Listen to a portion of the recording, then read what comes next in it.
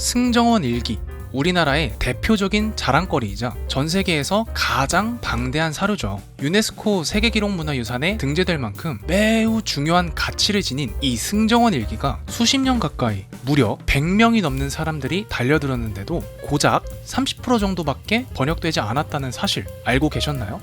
왜 이렇게 조금밖에 번역되지 않았을까요? 이런 것들을 번역하는 사람들은 누구일까요? 역사 기록과 번역에 관한 이야기 바로 확인해 보겠습니다. 승정원 일기는 정치, 외교, 군사 등 왕실에서 논의될 수 있는 거의 모든 일들을 기록했던 세계에서도 유래를 찾아보기 어려운 자랑스러운 역사 기록물이에요. 승정원 일기가 그렇게 중요한 책이라고 하면서 번역은 왜 이렇게 진행이 더딘 걸까요? 이건 승정원 일기의 특징인 극악의 난이도 때문이에요. 여러분, 이 한자는 뭐라고 읽을까요? 우이정.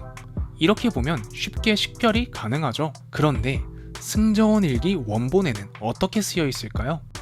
네, 이게 승정원 일기 번역이 어려운 첫 번째 이유입니다.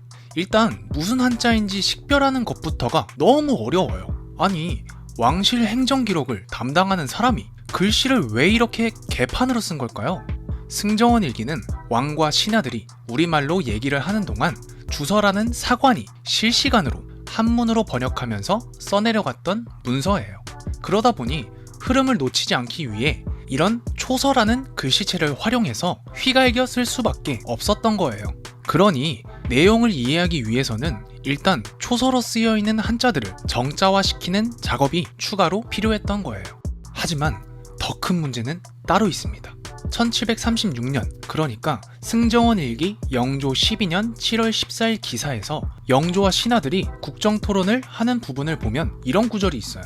소신이 황공한 일이 있사옵니다. 이관우의 상소를 처음엔 예사롭게 보았는데...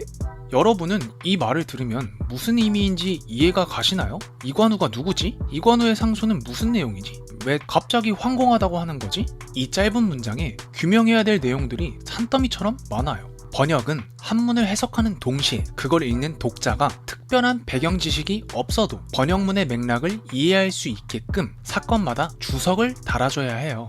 그 말은 승정원 일기를 샅샅이 파헤치면서 어떻게든 독자에게 설명을 해줘야 된다는 뜻이에요.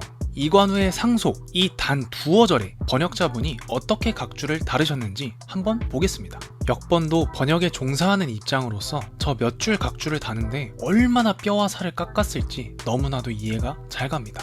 이 밖에도 실시간으로 기록하는 만큼 문법을 파괴하는 건 기본이요. 당시의 문화, 법제, 사건, 인물 등 배경 지식을 알지 못하면 이해 자체가 불가능한 게 승정원 일기 번역이 어려운 이유들 중 하나예요.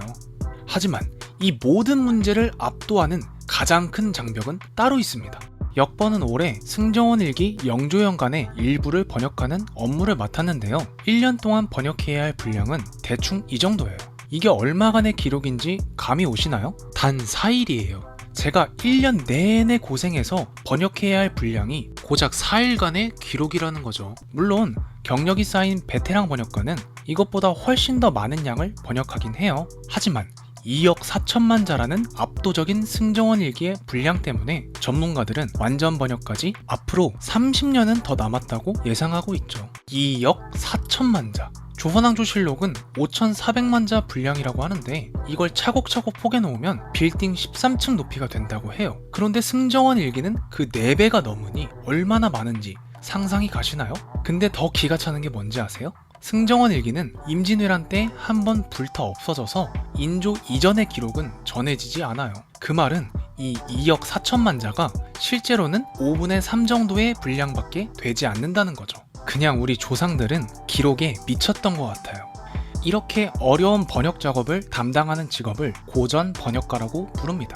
역번은 학창시절부터 서당에서 논어와 맹자를 공부하면서 실력을 쌓고 지금은 새내기 번역가로 열심히 배워가고 있어요. 고전 번역은 정말 어렵지만 역사 교과서에 없는 특별한 얘기들을 많이 접할 수 있었어요. 왕한테 패드립 쳤다가 박살난 한 신하의 이야기, 부모님을 위해 손가락을 자른 한 소년의 이야기 등을 말이죠. 역번은 이런 이야기들을 통해 과거를 소개하고 문화를 이해할 수 있도록 돕는 역사를 번역하는 컨텐츠를 만들어 나가려고 합니다. 역사를 번역하다. 지금 시작하겠습니다.